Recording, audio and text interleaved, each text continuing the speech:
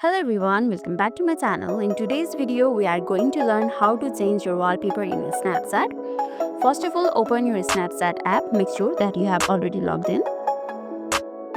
Then swipe the screen to open your chat section. Then tap on chat. Here you could see a list of conversation. Then tap on chat where you want to change the wallpaper. In chat, tap on friends bitmoji or their name at the top of the screen. This will open your friend's profile.